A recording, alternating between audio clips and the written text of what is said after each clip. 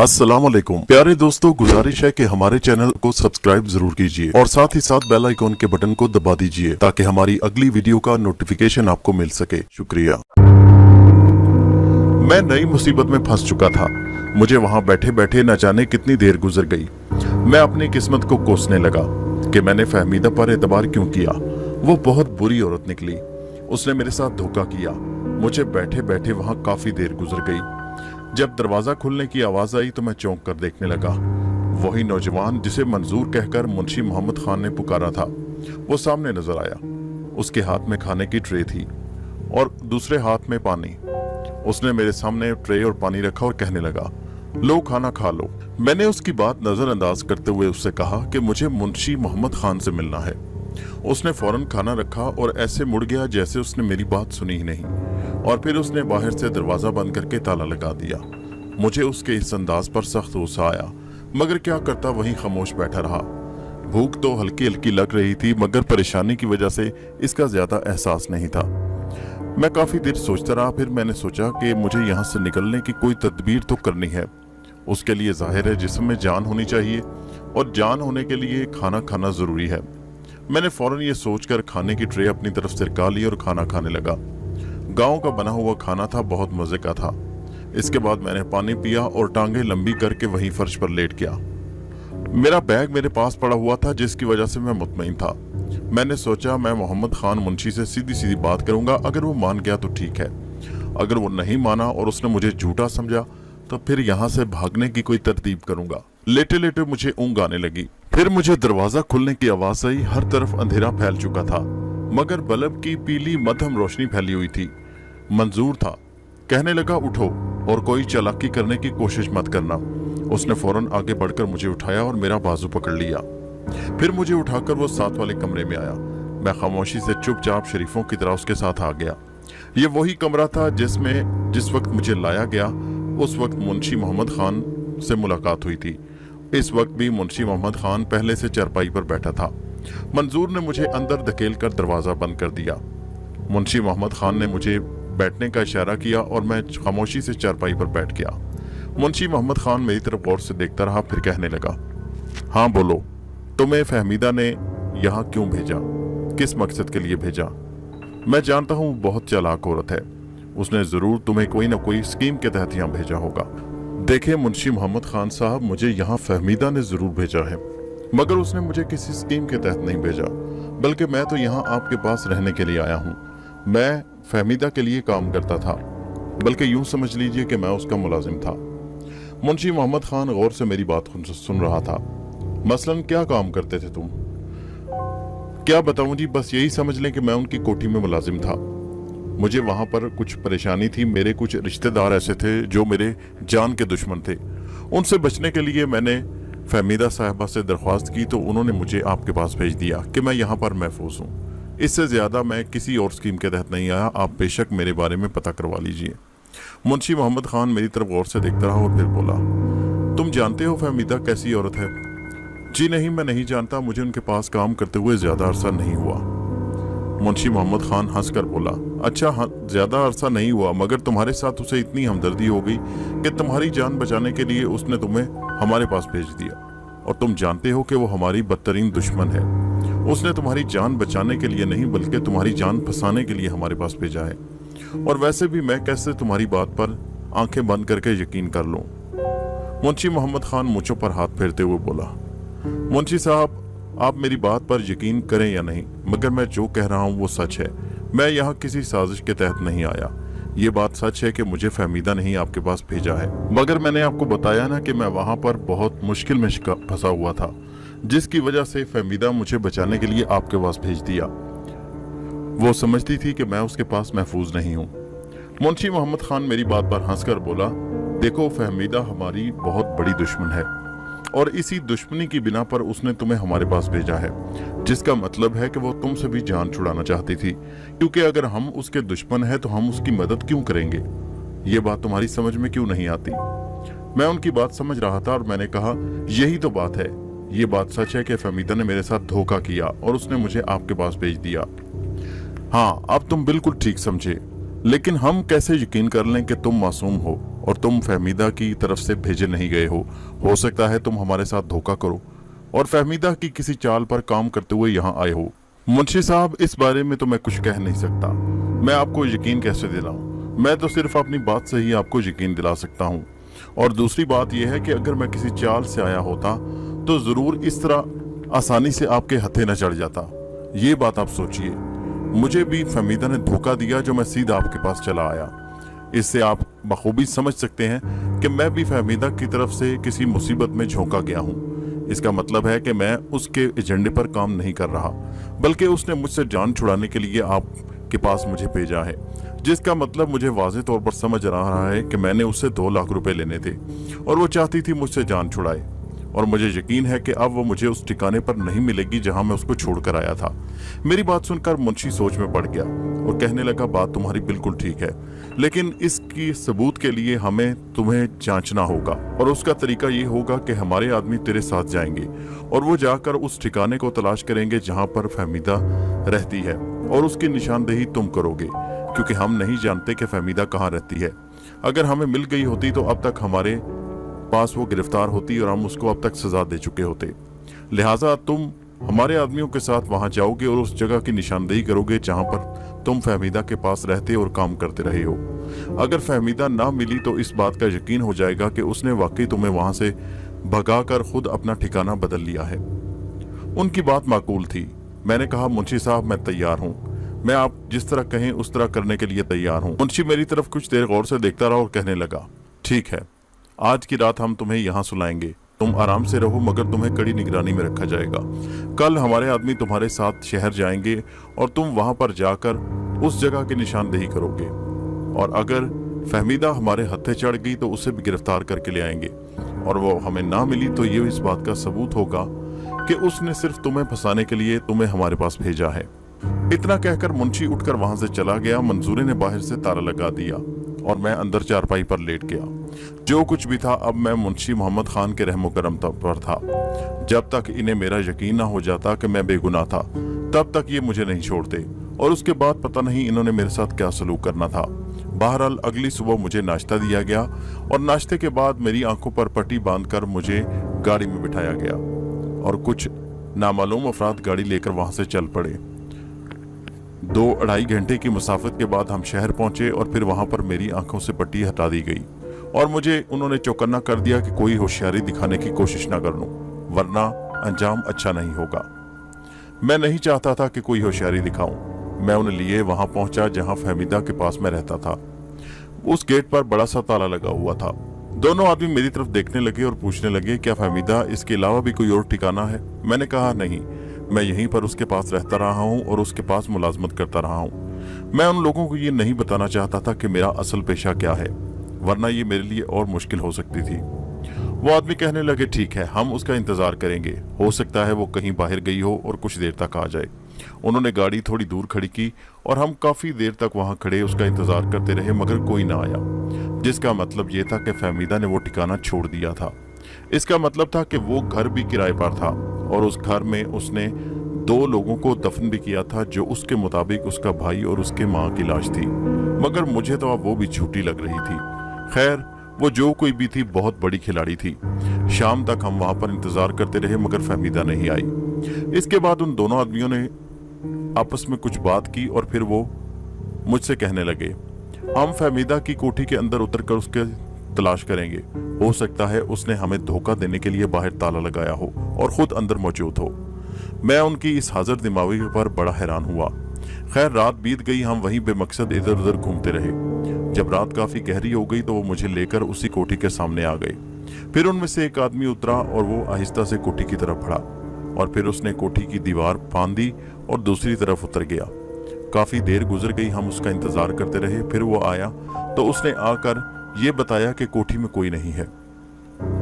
कोठी के अंदर कमरे खुले हुए थे, उन्हें ताला नहीं लगा था। उसने कोठी का चप्पा चप्पा छान मारा, मगर उसे फहमीदा कहीं नहीं मिली। खैर, हम मायूस होकर वहां से दोबारा गांव की तरफ चल पड़े। गांव पहुंचकर उन्होंने मुझे उसी कमरे में बंद कर दिया। सारी रात मैं वहीं पड़ा रहा। दूसरे दिन सुबह नाश्ते के बाद मुंशी मोहम्मद खान वहां आया। उसे सारे हालात उन लोगों ने बता दिए थे, इसलिए मुंशी मोहम्मद खान मुझसे कहने लगा, हमने फहमीदा को वहां तलाश किया लेकिन उस ठिकाने पर फहमीदा नहीं मिली, जिसका मतलब है कि फहमीदा तुम्हें भी जुल देकर वहां से भाग गई। अब हम ये जानना चाहते हैं कि तुम हमारे किस काम के हो, क्या तुम हमारे लिए बेकार हो या हमारे लिए नुकसानदेह हो, हमें तुम्हारे साथ क्या सलूक करना चाहिए। मैं मुंशी मोहम्मद खान से कहने लगा, मुंशी साहब मैंने तो फहमीदा से रुपए लेने थे, जिसका मतलब है कि मेरे साथ वो भी धोखा कर गई। मुंशी मोहम्मद खान मेरी तरफ गौर से देखकर पूछने लगा, क्या मैं पूछ सकता हूँ कि तुम उससे किस सिलसिले में रकम लेना चाहते थे। मुंशी साहब मैंने उसकी खिदमत की है, मैंने उसके कुछ ऐसे काम सवारे हैं जो मेरे अलावा कोई और नहीं कर सकता था। आप यूं समझ लीजिए कि मैं उसके लिए बहुत ही करामत था। मुंशी मोहम्मद खान मुझों पर ताव देते हुए बोला, क्या मैं पूछ सकता हूँ वो जरूरी काम क्या थे।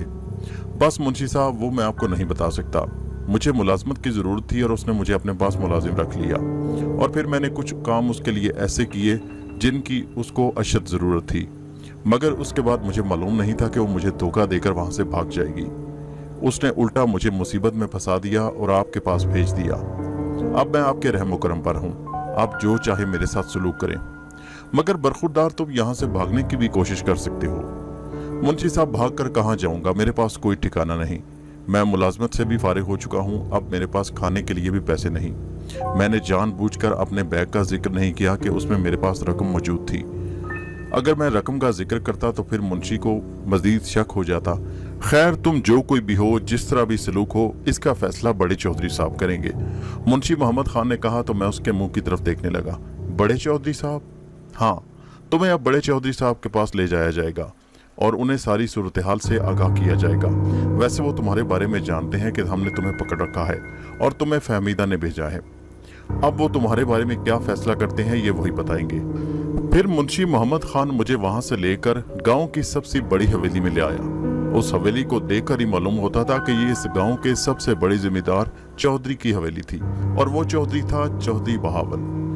मुंशी मोहम्मद खान ने मुझे बताया कि चौधरी बहावल इस सारे गांव का मालिक है। इस गांव और आगे पीछे फैली हुई तमाम जमीनें चौधरी बहावल की हैं।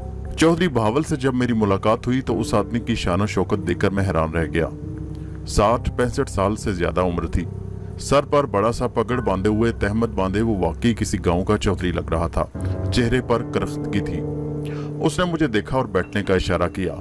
मैं उसके सामने बैठ गया। उसकी शख्सियत से वैसे ही मैं रोब में आ गया था। वो मुझे देखकर कहने लगा, नौजवान तुम्हें तो हमने अपना दुश्मन समझा था, मगर यहाँ तो किस्सा ही कुछ और निकला। तुम तो खुद उस डायन का शिकार हो गए। मैं कहने लगा, चौधरी साहब आपकी बात दुरुस्त है, उस औरत ने मेरे साथ धोखा किया है और आपको इस बात का सबूत मिल चुका है। चौधरी मेरी बात सुनकर मुस्कुराया और कहने लगा, मगर इस बात का सबूत अभी तक पूरा नहीं हुआ। हमने यकीनन उसका ठिकाना देख लिया, वो वहां मौजूद नहीं है, लेकिन अभी हमें इस बात का पूरा सबूत चाहिए। मैं उनकी तरफ हैरानी से देखकर कहने लगा, सबूत? कैसा सबूत? यही कि तुम हमारे खिलाफ साजिश के तहत नहीं भेजे गए। मगर चौधरी साहब मैं इस बात का सबूत कैसे दे सकता हूँ? मैं मुंशी मोहम्मद खान को बता चुका हूँ और आपके आदमी मुझे वहां लेकर भी गए। फहमीदा वहां मौजूद नहीं है। चौधरी साहब मेरी बात सुनकर कहने लगे, हो सकता है ये तुम्हारी किसी प्लानिंग का हिस्सा हो। चौधरी साहब मैं आपको यकीन दिलाता हूँ मेरी किसी प्लानिंग का कोई हिस्सा नहीं है।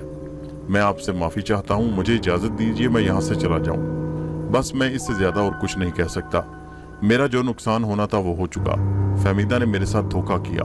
मैं उसे मजलूम औरत समझकर उस पर एतबार कर बैठा और उसने मेरी रकम दबा ली और फिर अपना ठिकाना छोड़कर भाग गई। चौधरी कहने लगा, इतनी आसानी से हाथ आए इंसान को हम हाथ से जाने नहीं देते, और वैसे भी तुम हमारे दोस्त हो या दुश्मन, इसका पता चलाना भी बाकी है। मुंशी मोहम्मद खान जो हाथ बांधे वहां खड़ा था कहने लगा, चौधरी साहब हमने इसका पता चला लिया है। ये वाकई सच कहता है, फहमीदा वहां से भाग चुकी है और फहमीदा ने इससे जान छुड़ाने के लिए इसे हमारे पास भेज दिया ताकि ये नई मुसीबत में फंस जाए। चौधरी बहावल उसकी तरफ खा जाने वाली नजरों से घूरते हुए देखकर बोला, मुंशी मोहम्मद खान तुम अपनी राय अपने पास रखो।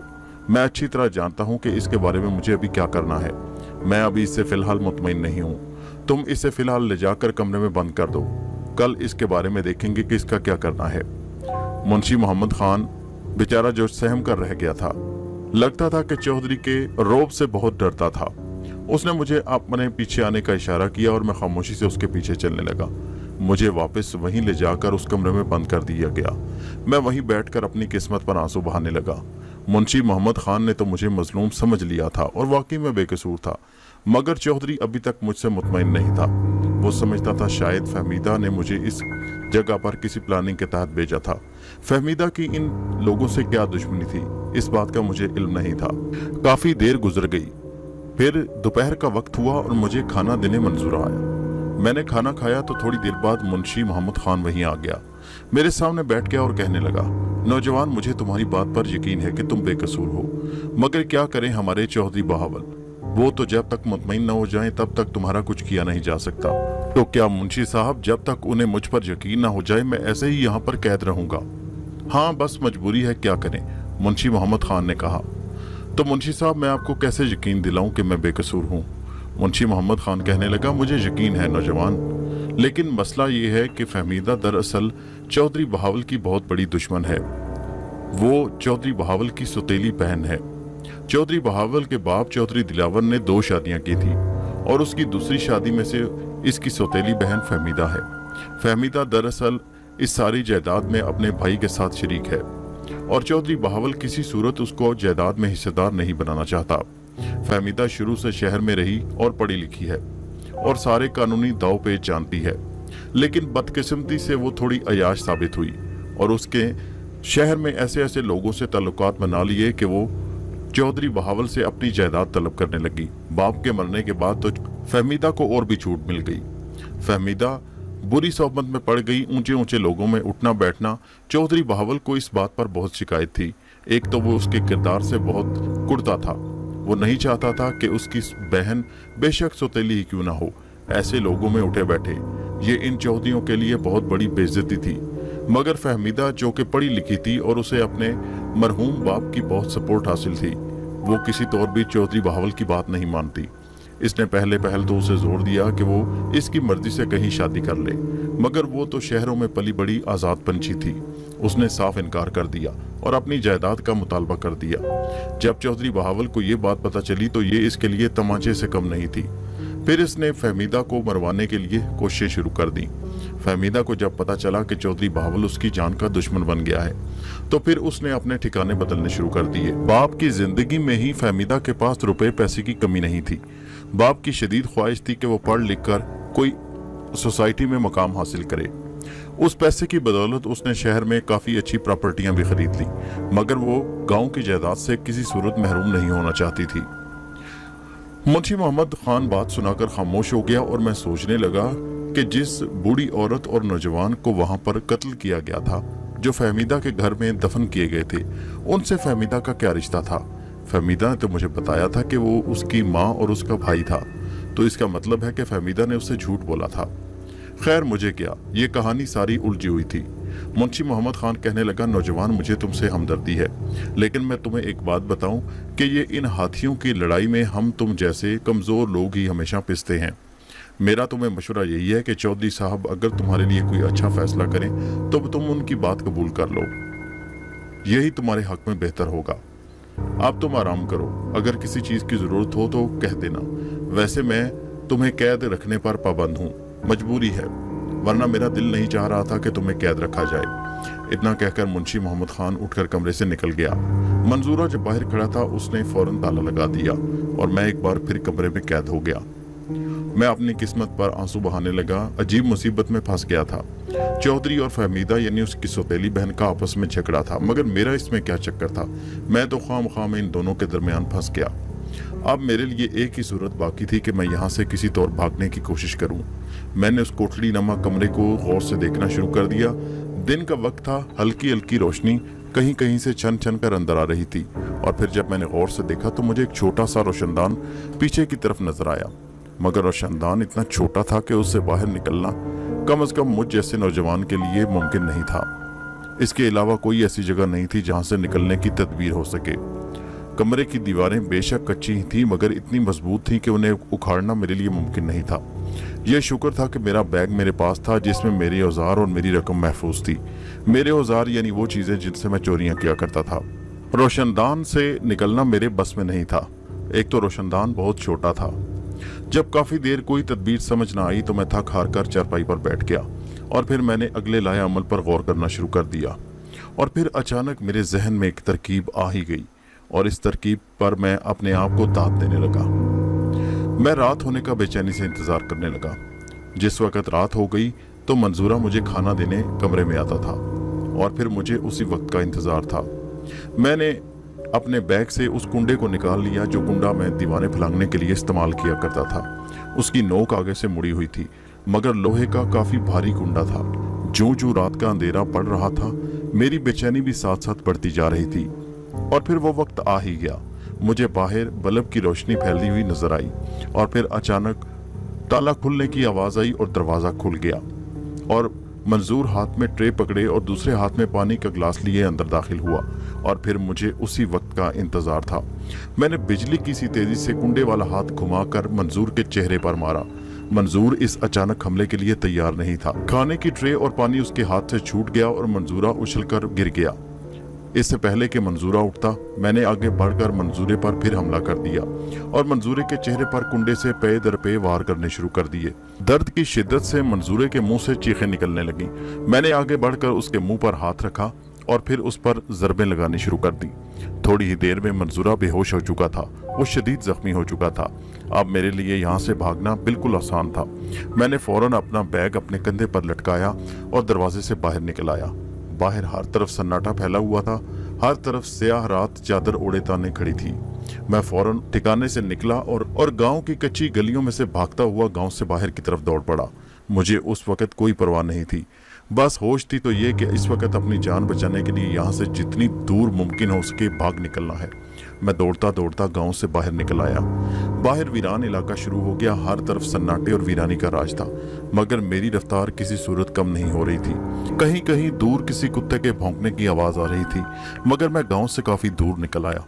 अब मेरा रुख किस तरफ था ये मैं खुद नहीं जानता था। मैं बस भागता ही चला जा रहा था। काफी दूर निकल आने के बाद मुझे दूर से एक और गांव के आसार नजर आने लगे। भागते भागते फिर मुझे दूर से एक मकान की मध्यम सी रोशनी जलती हुई नजर आई। मैं उस मकान के पास पहुंच गया।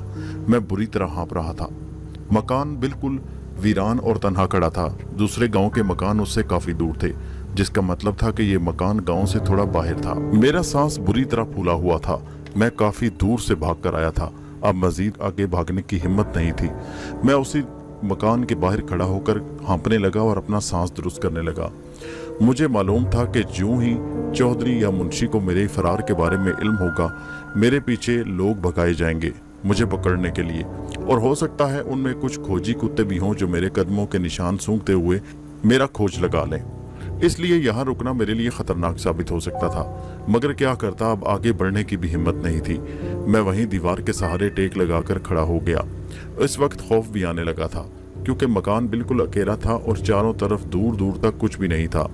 हर तरफ खेत बिखरे हुए थे और कहीं कहीं दरख्त खड़े नजर आ रहे थे। रात काफी गहरी होती चली जा रही थी। बहरहाल यहाँ रुकना मेरे लिए बहुत खतरनाक था।